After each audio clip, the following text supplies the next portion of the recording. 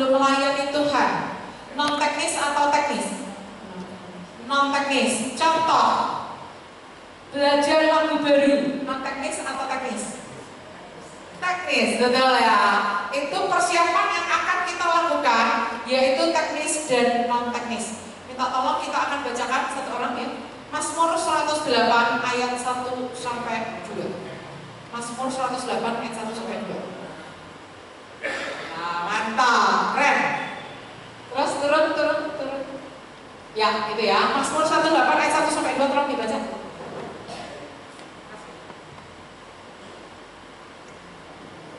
Mazmur 108 ayat yang 1 dan yang 2. Hatiku siap ya Allah, aku mau menyanyi, aku mau bermazmur. Bangunlah hai jiwaku, bangunlah hai gambus dan kecapi, aku mau membangunkan fajar. Hatiku siap, itu persiapan teknis atau non teknis? Non teknis. Hatiku siap, itu non teknis. Jadi non teknis itu adalah kita melayani Tuhan, tapi di hadapan manusia. Itu namanya non teknis. Melayani siapa? Tuhan. Tapi pada saat melayani Tuhan itu di hadapan manusia. Kebalikannya, kalau teknis itu kita melayani manusia. Kan harus teknis. Kalau ada fales, pasti kan orang, kok musiknya di sini fales nih? Pasti mereka gak latihan. Itu apa? Teknis. Melayani siapa? Manusia. Tapi di hadapan Tuhan. Ada ayat lagi yang gak tak tulis di makalah itu kayak gini. Manusia melihat rupa, tapi Tuhan melihat hati. Berarti kalau Tuhan melihat hati, kita kalau melayani pakai dasar aja. Ya enggak loh, kan manusia tetap melihat rupa. Nah, manusia melihat rupa itu termasuk skill Anda, suara Anda, fales apa enggak, kostumnya, apanya, semua itu termasuk apa? Teknis. Itu namanya melayani manusia di hadapan Tuhan. Oke, sekarang saya tanya, waktu kita mimpin pujian, singer, main musik dan sebagainya, kita melayani Tuhan atau manusia? Salah. Manusia, salah. Melayani Tuhan atau manusia? Melayani kedua-duanya. Melayani Tuhan dan manusia. Kalau nggak melayani manusia, Anda bayar aja, nggak usah ada jemaat. Cuma suruh pulang semua, ada yang penting bayar. Kan nggak mungkin. Kita kan melayani manusia juga, ya kan? Jadi yang betul melayani Tuhan atau manusia? Dua-duanya. Kita melayani Tuhan di hadapan manusia butuh persiapan non teknis. Tapi waktu kita melayani manusia di hadapan Tuhan, kita membutuhkan teknis bernyanyi, teknik bermusik, teknik memilih lagu, teknik mengurutkan, teknik medley, teknik artikulasi, vokal, pernapasan, bla bla bla bla bla bla gitu. Yang dilihat dan didengar oleh manusia. Tapi tidak cuma teknis aja, non teknis ini yang penting juga karena Tuhan melihat hati. Itu yang dinamakan persiapan non teknis. Paham apa di sini? Sekarang cari pasangan berdua-dua berada pada depan. Berdua-dua berada pada depan. Oke. Berdiri dong. Berada pada depan. Ya. Yang sebelah sini,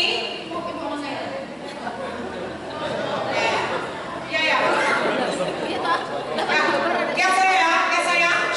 Yang ada sebelah sini, berarti sudah dekat pintu sana ya. B. Yang saya ini yang A, yang dekat sebelah saya A. Yang A ikuti saya dulu ya. Yang A ikuti saya ya. Hai teman. Kita melayani Tuhan di hadapan manusia. Jadi butuh persiapan non teknis. Sama Kapil persiapan hai teman. Kita melayani Tuhan di hadapan manusia.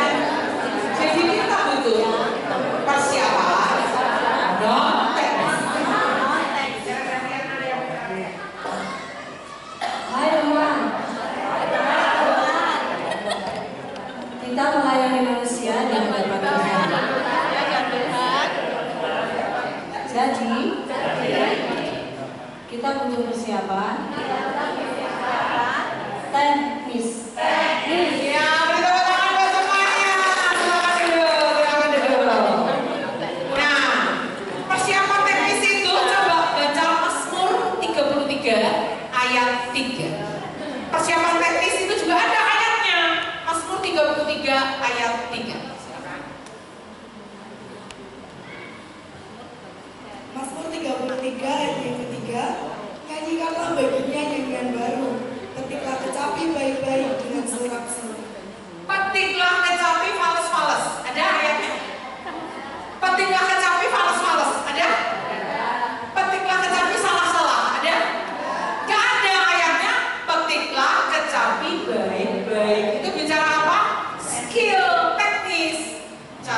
musik, intronya, interlude-nya, improvisasinya, aransemennya, dan sebagainya. Teknis. Itu juga ada ayatnya. Kalau yang ayatnya non teknis itu apa? Hatiku siap, ya Allah hatiku siap. Aku mau membangunkan fajar. Itu hati, bicara masalah hati. Jadi mana yang lebih penting? Dua-duanya penting. Ada yang gini, yang penting kan masalah hati, Bu Grace. Walaupun aku nyanyi false nggak masalah. Yang penting kan hati. Saya juga melihat hati. Hei, manusia juga melihat muka. Yang buat celayani cuma itu manusia, bukan makhluk halus. Ini manusia semuanya.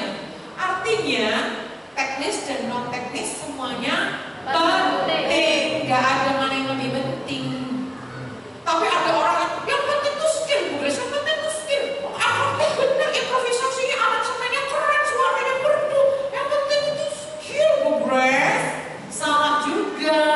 Kalau kita pentingkan skill, apa bedanya kita dengan penyanyi kafe? Apa bedanya kita dengan pemain musik, artis-artis di TV-TV, di YouTube? Bedanya apa? Gak ada yang membedakan kalau kita cuma skill doang. Kita perlu yang persiapan non teknis juga. Karena pelayanan musik gereja itu bicara juga masalah hati. Masalah hati. Nah, sekarang bilang nama kanan kirinya, teknis dan non teknis semuanya penting. Woi, oke,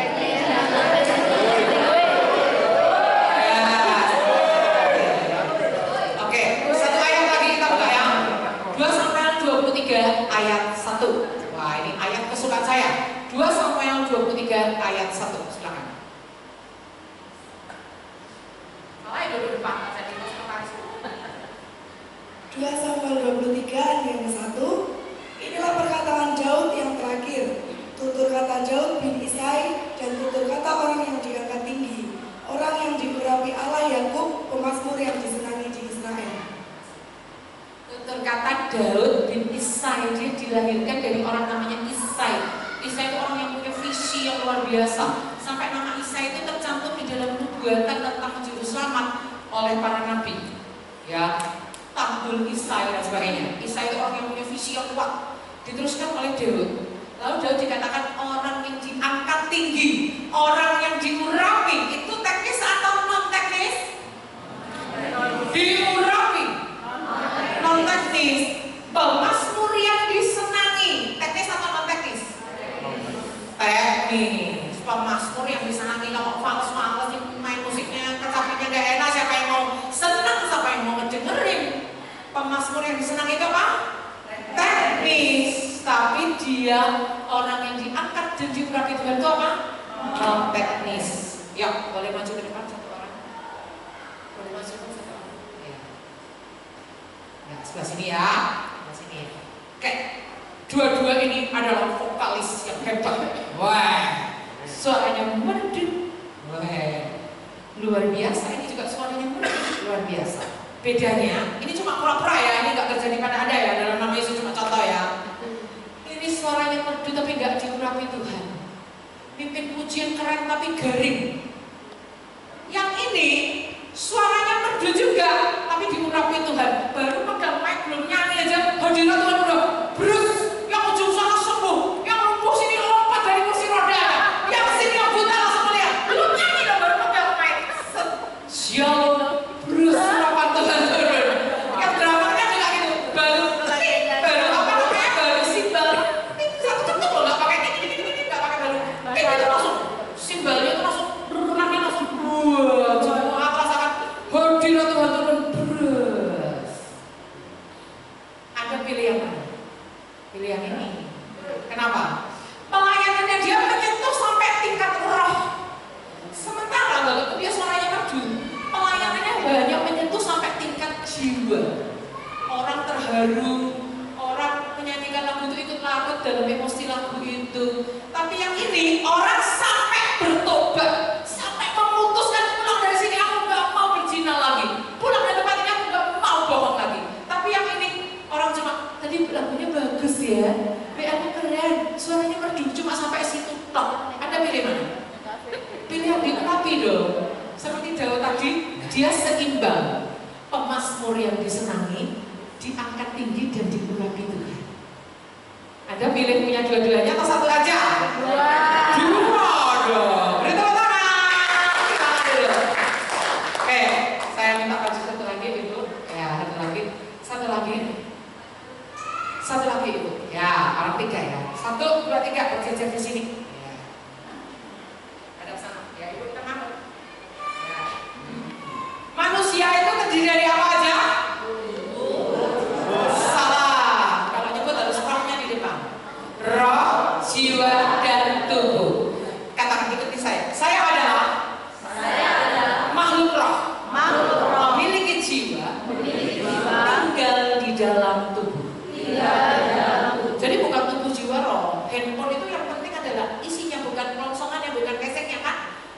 kayak casingnya doang, kayak bungkusnya doang tubuh kita ini. Waktu kita mati tubuh ini balik jadi tanah. Jadi kita menyebut tubuh jiwa roh ya, dibalik ya, roh jiwa dan tubuh. Kita terdiri dari apa? Roh, jiwa, tubuh. Anggap aja ini roh, ini jiwa, ini tubuh. Waktu Anda memimpin pujian menggunakan tubuh saja, ya tetap pakai nyanyi lah. Ibaratnya misalnya, ya saya nggak kira nanti dikira menyinggung. Anggap aja penyanyi dangdut lah yang goyang ngebor, tahu ya siapa ya? Happy Asmara. Kira-kira waktu orang menonton dia nyanyi goyang ngebor, penontonnya kepengen ikut goyang, hanya menyentuh sampai tingkat tubuh. Apakah ada orang mendengar penyanyi itu, si itu nyanyi itu terus pada nangis terus bertobat? Gak mungkin, karena dia hanya menggunakan sampai tingkat tubuh, menyentuh pendengar hanya sampai tingkat tubuh sesuai tingkatan yang dia pakai. Nah, penyanyi yang kedua, dia menggunakan juga selain tubuhnya menari bagi Tuhan. Gak salah, tubuh tetap kita pakai, tapi gak hanya berhenti di situ saja, harus ditingkatkan sampai tingkat jiwa. Jiwa itu apa aja? Pikiran, emosi, kehendak. Waktu dia memimpin pujian, pikirannya juga ada di sini, gak mikir, aduh, tadi lampu kamar belum tak matiin, listriknya boros, aduh ya ampun, AC-nya belum tak matiin, lupa ya ampun. Dia nyanyi, memimpin pujian, tapi pikirannya di rumah, cucian belum diangkat, jadi dia salah nyanyi. Kami bawa cucian ke dalam rumah. Tuh, masih kan pujian, enak kepikiran jemuran. Kami bawa cucian. Dia penyanyi yang menggunakan pikirannya, akal budinya untuk menyanyi, jiwanya, emosinya ikut bernyanyi, sukacita ya sukacita, terharu bersyukur ya bersyukur, kayak gitu kan. Dan kehendak, dia juga menghendaki yang dia nyanyikan itu terjadi dalam hidupnya. Maka dia bisa menyentuh Anda jemaat sampai tingkat apa? Jiwa.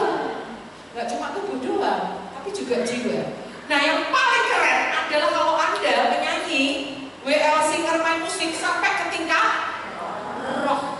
Artinya spirit Anda itu ikut bernyanyi.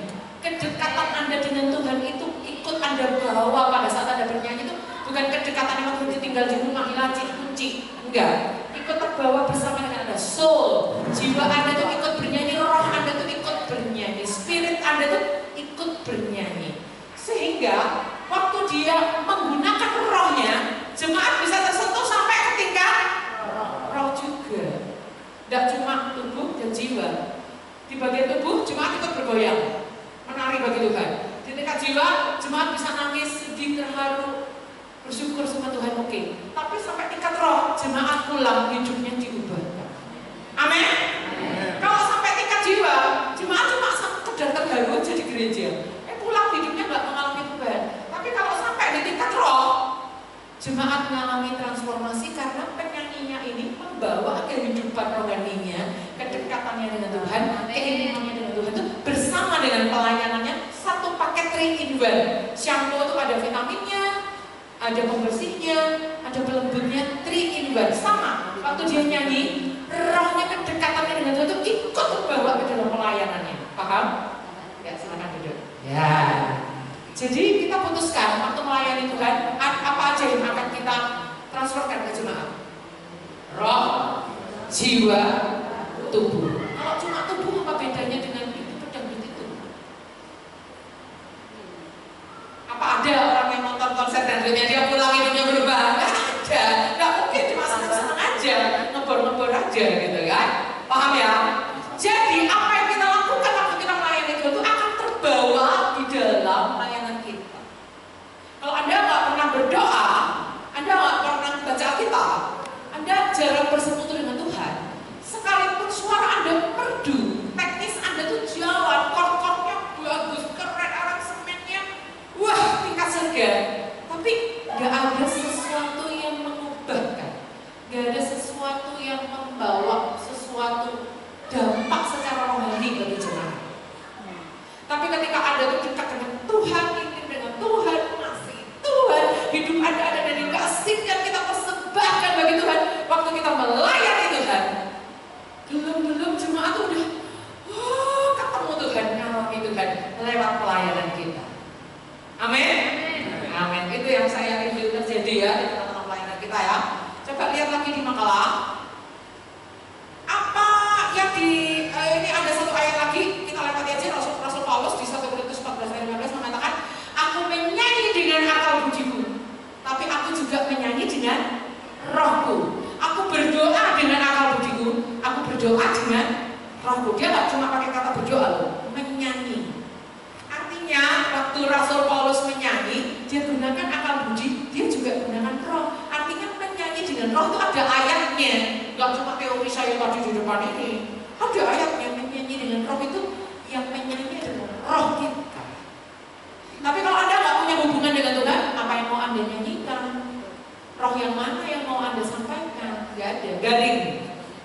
Garing itu kayak makan soto tadi, gak dikasih garam. Ampang. Ayamnya ada, sounnya ada, kentangnya ada, sambelnya ada, kuahnya ada, cekernya ada. Tapi kalau dimakan, enak ya? Tapi enak. Sama, kita nyanyi itu lagunya ada, chordnya ada, LCD-nya ada, semuanya lengkap, AC-nya ada, kursinya ada, jemaatnya ada semua. Tapi kayak ampang gitu, kayak ibarat makan soto tanpa garam. Nah, garamnya itu tadi apa? Persiapan non teknis yang tidak kalah pentingnya dengan persiapan teknis. Oke, sekarang kita lanjut ya. Coba di scroll ke bawah. Yang apa kegunaan puji-pujian dalam musik? Nah itu dia. Pertama, mengajak jemaat memuji dan menyembah Tuhan. Dibutuhkan persiapan apa itu? Teknis, kan lagunya apa, tangga nadanya di mana, intronya mau dibikin gimana, aransemennya mau dibikin sekeren apa gitu ya. Alat untuk berperang melawan iblis penguasa di udara. Kebutuhannya apa persiapannya itu? Non teknis. Gimana Anda mau rapi kalau Anda nggak pernah puasa? Karena jenis-jenis iblis tertentu kata Tuhan Yesus bisa diusir dengan doa dan puasa. Jenis ini hanya bisa diusir dengan doa dan puasa. Di sini ada peraturan nggak yang mau pelayanan besok minggu harus puasa di minggu itu? Nggak ada. Nanti Ibu Gembala, tolong ditambahkan peraturan di sini. Yang mau pelayanan besok minggu itu harus mengambil puasa. Yes. Amin Pak Gembala. Amin. Wah yang amin juga cuma Pak Gembala. Artinya kita lihat jadwalnya. Minggu depan aku WA. Minggu depan aku main musik. Aku minggu depan singer ya. Ambil puasa. Supaya apa? Anda punya power di alam roh untuk mengusir puasa kegelapan. Kalau enggak, Anda powernya dari mana? Enggak ada puasa. Iblis itu berkata, Rasul Paulus aku kenal. Tapi kamu siapa kamu? Anak-anak Skewa itu loh. Anak-anak Skewa mau berusaha ngusir gitu ya. Iblis bilang kayak gini, Rasul Paulus aku kenal, tapi kamu siapa? Siapa lu? Gua gak kenal lu gitu kan. Sama, kita juga gitu, memimpin pujian, kita harus punya gigi taring di alam roh ini. Melalui apa? Doa dan puasa. Saya dulu melayani di gereja GMS Batu. Itu kita kalau melayani diserukan untuk puasa. Di minggu kita melayani. Jadi hari Minggu ini, misalnya minggu depan saya pelayanan, saya akan ambil puasa serentak dengan satu tim yang akan melayani. Lah Bu Grace, aku tiap minggu pelayanan ya tiap minggu Anda harus ambil puasa. Aku tiap minggu main drum ya udah, aku cuma drum satu-satunya di sini ya udah puasa aja tiap minggu. Nggak apa-apa, malah Anda akan langsing seperti saya. Lanjut ya, oke. Sekarang salah satu fungsi puji-pujian adalah meruntuhkan tembok kemustahilan. Butuh persiapan apa? Non teknis lagi. Kemustahilan, jemaat ada yang mustahil mau beli rumah, nggak punya uang. Jemaat ada yang PHK belum dapat kerjaan baru. Jemaat ada yang punya tembok kemustahilan, punya sakit kanker belum sembuh. Jemaat ada yang punya tembok kemustahilan, punya jerat hutang yang nggak mungkin bisa dibayar ratusan juta. Pada saat kita melakukan persiapan non teknis, kita ajak jemaat bersorak-sorai. Waktu dia bersorak, Tuhan bekerja. Waktu iman dia bangkit, Tuhan bekerja. Derek minggu depan dapat laporan kemenangan. Utang saya udah lunas. Bikin pencucian, Bu. Bu, saya dapat kerjaan. Kagak saya dapat ini. panggilan. Butuh persiapan apa? Non teknis. Nah, ini ayatnya harus kita baca. Yang poin kelima, alat disampaikan nubuatan. 2 Raja-Raja 3 ayat 15. Tolong dibacakan 2 Raja-Raja 3 ayat 15.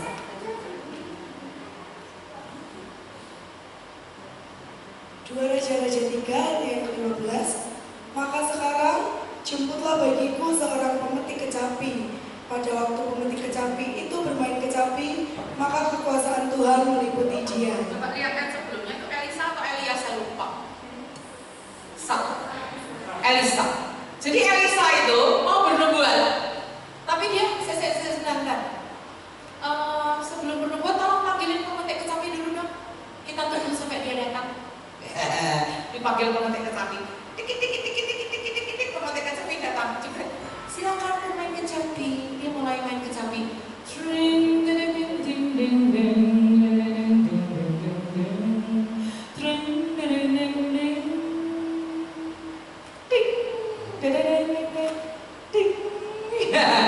Waktu dia main kecapi, baru Elisa itu bernubuat.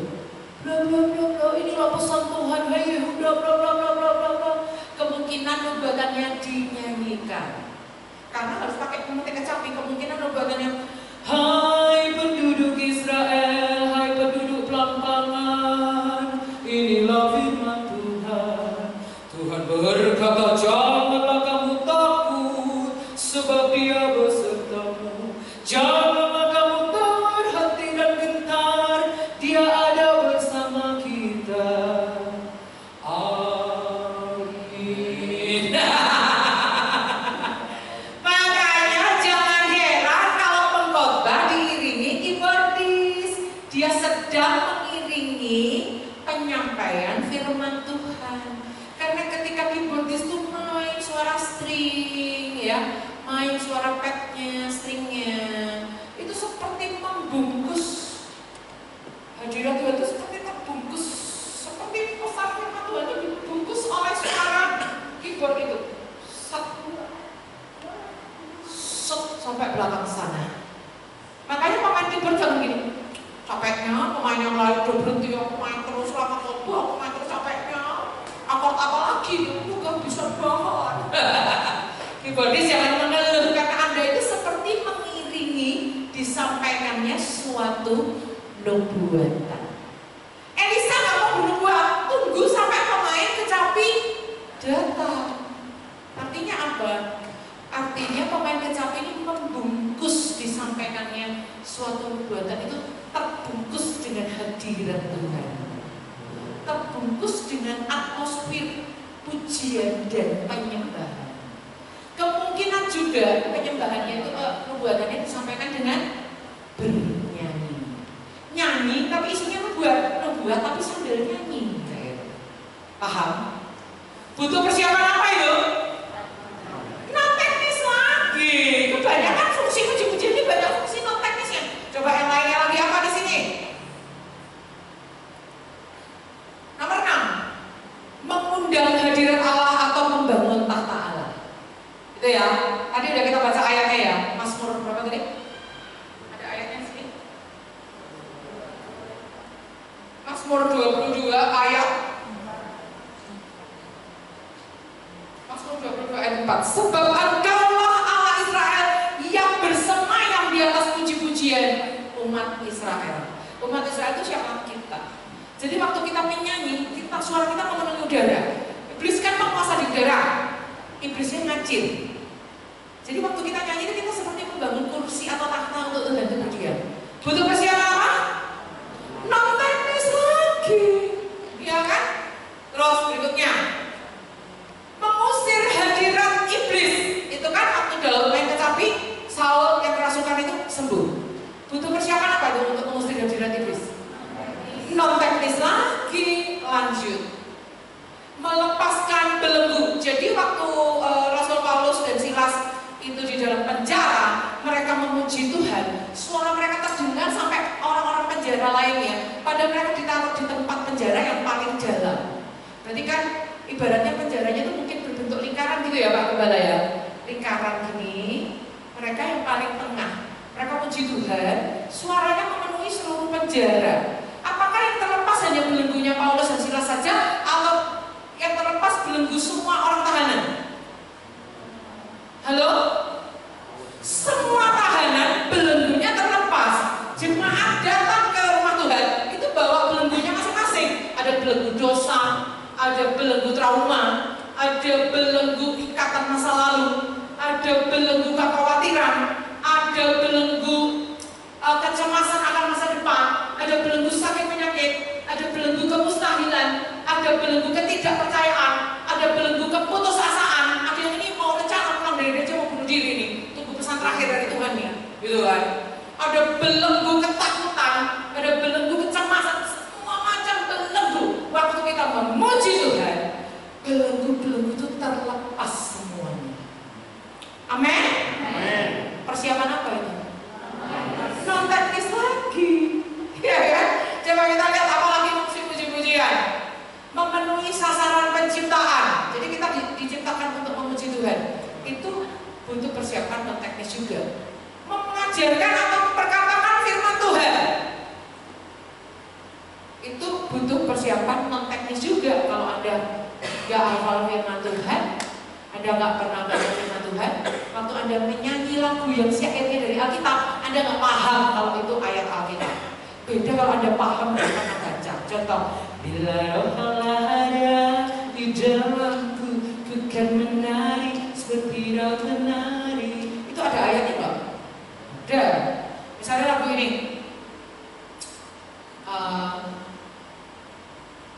sungai sukacitamu mengalir dalam. Itu ada ayat dasarnya nggak?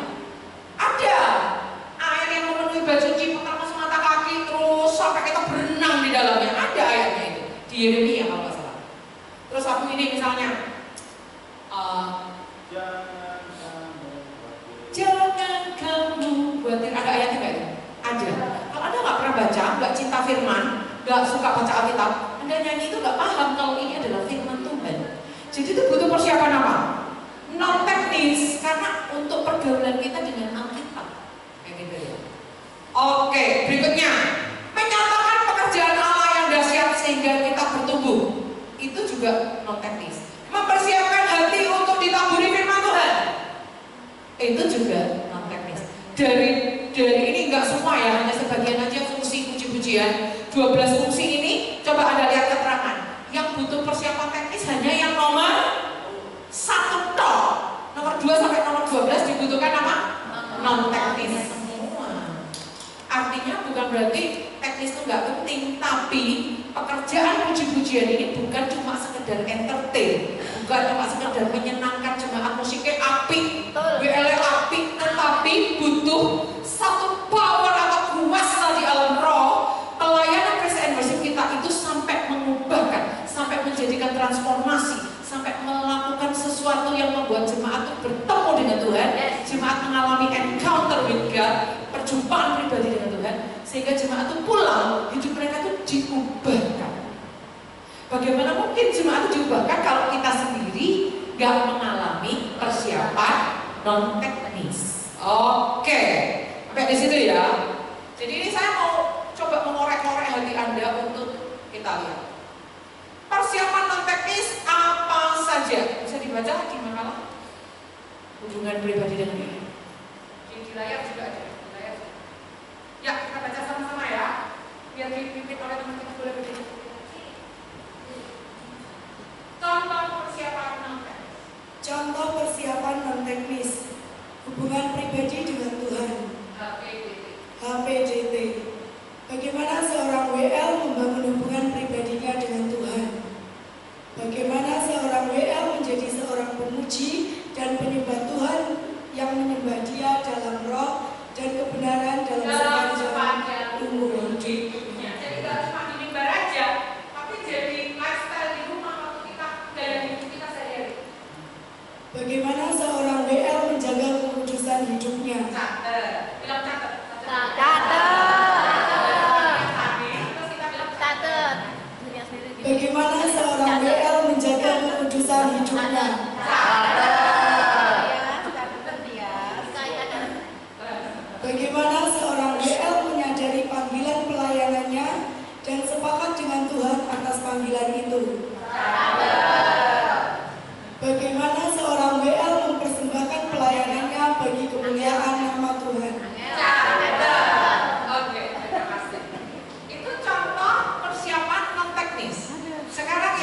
kehidupan doa. Nanti kita bilang cakep, gitu ya. Selanjutnya persiapan doa. Persiapan doa pribadi adalah yang paling utama dalam pelayanan ini. Persiapan doa dengan tim sebelum ibadah adalah penting untuk menyediakan kesatuan hati secara tim. Menghadiri doa pelayan untuk mendapatkan hati Tuhan bagi umatnya.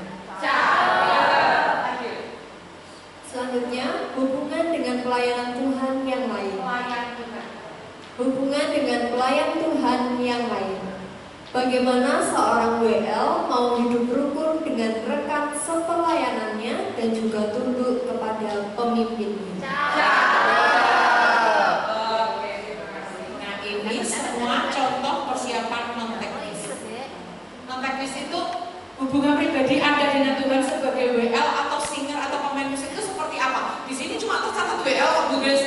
Ya ini lengkap, mewakili semua, mewakili pemain musik, mewakili singer, WL dan semuanya.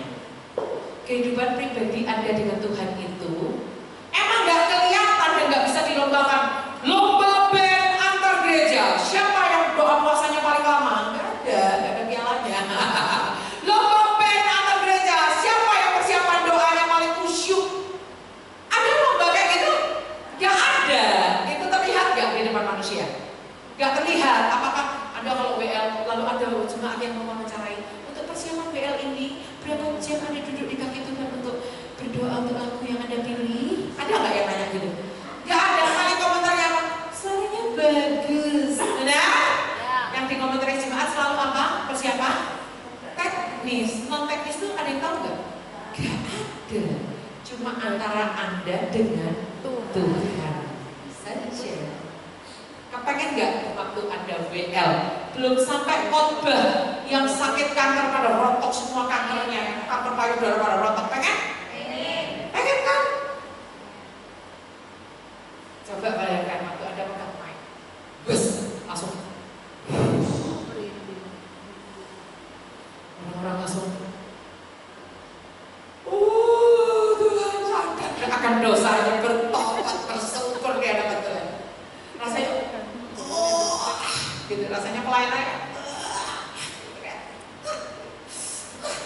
puas gitu, karena apa? Tuhan dimuliakan, Tuhan ditinggikan gitu. Kuasa Tuhan dilepaskan lewat pelayanan kita ya. Jangan kayak gini ya, mari saudara sembah Tuhan, sembah Tuhan. Salah ya, sembah saya, sembah saya. Mari Tuhan berikan pujian pada saya, pada kami yang di depan. Salah ya, mestinya kan pada Tuhan, ini pada saya. Salah ya, itu karena apa? Kurang persiapan non teknis. Jadi apa? Gampang sekali mencuri kemuliaan Tuhan, gampang sekali menyedot perhatian jemaat itu bukan ke Tuhan tapi ke saya, ke kita, ke kami, ke skill kami. Loh itu nggak salah, skill itu bagus, harus ditepat, tapi Anda jangan salah sasaran. Itu semua untuk kemuliaan nama Tuhan. Nah, yang paling penting di sini adalah hubungan pribadi sama Tuhan, persiapan doa, dan hubungan dengan pelayan Tuhan yang lain. Saya pernah loh saudara pengalaman belum lama, sekitar bulan lalu. Saya tuh bertengkar sama suami saya. Ada sesuatu masalah dalam keluarga kami. Kami ini nggak sepakat. Namanya suami istri itu kan bukan selalu cocok ya, bukan selalu cocok. Tapi kita walaupun sering cekcok harus selalu bersatu. Gitu. Saya lagi bertengkar sama dia. Roh Kudus itu udah ngomong dalam hati saya gini, beresin masalahmu sama suamimu. Nanti anak Tuhan, beresin. Nanti sore saya tunda-tunda, besok aja Tuhan, besok cari waktu yang tepat Tuhan untuk ngomong. Saya tunda-tunda. Terus apa yang terjadi saudara? Saya siaran yayasan saya tuh setiap minggu tuh siaran The Holy Generation untuk anak-anak muda, materi untuk anak-anak muda, disiarkan di Facebook, disiarkan di TikTok, disiarkan di YouTube secara bersamaan dan Instagram. Jebret! Semuanya everything lancar sampai selesai lancar. Setelah saya cek hasil rekamannya, hasil siarannya live streamingnya itu di YouTube,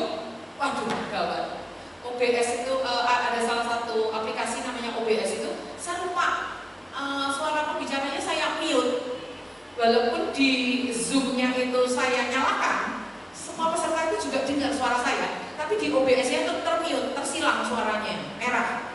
Saya nggak perhatikan, nggak saya nyalakan. Selama saya siaran itu suara orang lain ada semua.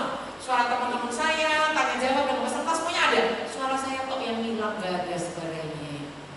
Akhirnya Tuhan bilang ini, enak ya kalau pelayanan dalam keadaan hati nggak beres sama suami diterus-terusin ya, nggak segera diberesin.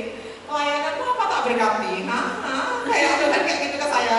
Ampun Tuhan, saya langsung minta ampun, langsung cepat saya beresin masalah dengan suami saya. Sampai sekarang pengajaran belum sempat saya ulang, saya harus ngajar ulang, ngajar tunggal karena minggu depannya udah maju ke pelajaran berikutnya terus. Kami kan terus nulis materi untuk pemuda remaja itu. Sampai sekarang saya belum sempat mengulangi, saya terpaksa harus ngajar ulang sendirian tanpa orang lain daripada pengajarannya lewat. Terus Tuhan bilang kayak gini, selama hatimu gak beres dengan suamimu, tidak akan aku berkati pelayananmu. Itu pelajaran berharga buat saya. Maaf ya yang saya udah beres sekarang. Kami udah membereskan masalah itu. Dan sampai sekarang masalah itu terus akan kami godok terus supaya kami menjadi keluarga yang lebih baik. Nah, saya perhatikan, kalau ada pelayanan tapi hati Anda nggak beres dengan teman pelayanan, itu juga percuma.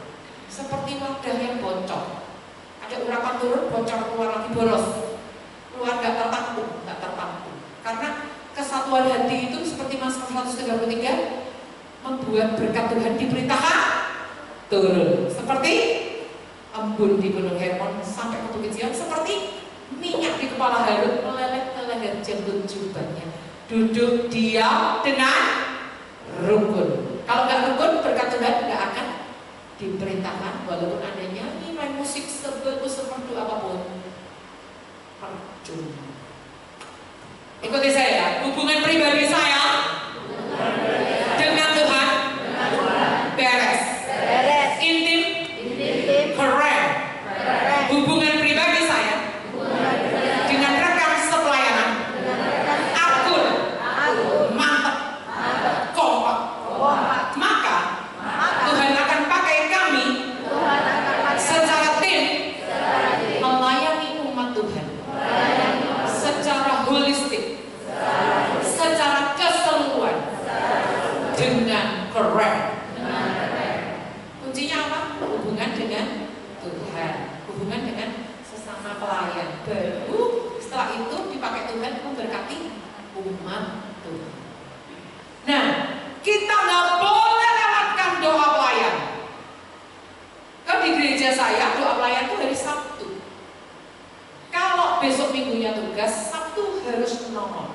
Gak berani gak nongol sama ibu gembala saya dicoret. Gak apa-apa, pelayanan gak pakai drama, kita bolong pun gak apa-apa. Akapela pun gak ada dengan kita, gak masalah. Kadang bapak gembala terpaksa harus main gitar bolong sendiri. Misalnya para pelayannya gak pada datang Sabtu pun gak masalah. Karena pendeta saya itu sangat menekankan non teknis. Jadi berani gak dapat pelayan, besok gak boleh pelayanan. Itu gereja saya. Itu kalau gereja saya. Saya juga awalnya kaget. Saya tanya sama anak muda, yang namanya Ferry itu kenapa nggak main keyboard? Dia kan bisa. Dia nggak bisa datang hari Sabtu, Bunda. Nggak bisa datang latihan Sabtu. Jadi sama buku nggak boleh. Nah kenapa dia kok nggak mau datang Sabtu? Doa pelayan. Soalnya dia kuliah di Jogja, Bunda. Sabtu dia pas ada kuliah sampai sore, nggak bisa dia menyempatkan untuk datang doa. Jadi terus siapa talenta deh?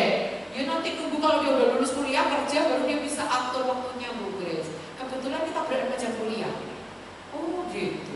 Syarat mutlak kalau di gereja saya. Karena pendeta saya menekankan yang namanya non teknis. Apa yang terjadi saudara? Satu bus dari Jakarta datang. Cuma untuk ibadah di gereja kami. Gereja kami itu kecil, gereja di desa. Mungkin sepertiganya ruangan ini ya. Ukurannya ya, gereja kita.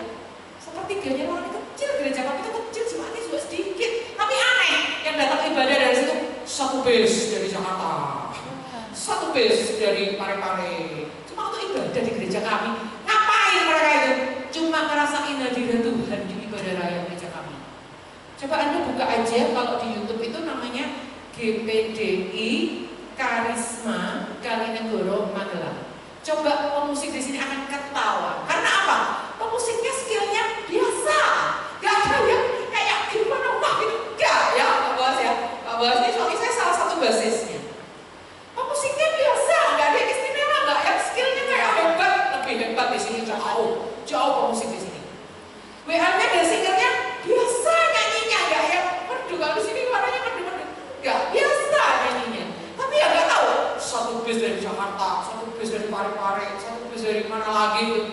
ibadah di sana? Mereka kalau ditanya, jawabannya apa yang ibadah di sini? Gak tahu ya, kami juga akhirnya apa yang kami cari di sini ya, tapi kami nyaman sekali ibadah di sini. Hadirat Tuhan terasa luar biasa ya, karena itu gembala kami menekankan yang namanya persiapan non teknis doa pelayan itu wajib. Gak berani gak datang doa pelayan, besok harus pelayanan. Lalu kami di gereja kami ada yang namanya pra ibadah. Ibadah kami jam 8 ya, yang 8. Kami ada doa pra ibadah itu 8 kurang 15. Jadi pemain musik dan WL singer itu wajib datang setengah 8, persiapan dulu, cek sound dan lain-lain bla bla bla. Setelah itu kurang 15 menit, semua WL singer itu duduk di kursi jemaat, menyanyi bersama dengan jemaat tapi udah pakai mikrofon. Nanti jam 8 baru dia maju ke depan, baru lanjutin puji-pujian. Biasanya kita pakai slow beat dulu, upbeat, slow beat lagi, baru firman Tuhan. Kayak gitu di gereja kami ada doa pra ibadah. Jadi jemaat datang tuh gak yang ngobrol, gak yang HP, gak yang main-main. Jemaat itu gak yang gosip-gosip, begitu datang langsung dibawa ke hadirat Tuhan, walaupun itu belum mulai ibadah. Jadi kalau saya datang jam 8 gak ikut pra ibadah, saya tuh merasa telat. Padahal seharusnya gak telat, tapi karena saya pelayan Tuhan, saya harusnya kalau gak ikut doa pra ibadah itu saya merasa telat gitu. Kadang-kadang kalau misalnya saya ngetik-ngetik nyiapin yang lain, saya mikir gini, nggak apa-apa, ibadah jam 8, nanti aja datang jam 8. Saya pernah coba mandi dulu, kan masih dekat, dikit-dikit jalan 200 meter ke gereja. Sampai di gereja, jam 8 gak telat, tapi perasaan saya kayak gak enak gitu, kayak gak lengkap gitu. Nah, gak harus itu dipraktekkan di sini. Tapi yang saya mau dorong kepada Anda adalah, ayo pertajam persiapan non teknis. Doa, baca Alkitab, berpuasa, disiplin rohani, baca Alkitab, berpuasa, mesbah keluarga, datanglah di ibadah pelayan, datanglah di doa pra ibadah. Misalnya ibadah jam 7, ada doa pelayan 7 kurang 15, datanglah setengah 7 gitu untuk doa. Anda masih mending ya, kalau di gereja, anak saya pelayanan di GMS Surabaya itu datangnya adalah H-3 jam. Misalnya anak saya ya, itu ibadah AOG Sabtu siang jam 11, dia sudah harus ada di tempat itu 2 jam kalau nggak salah, jam 11.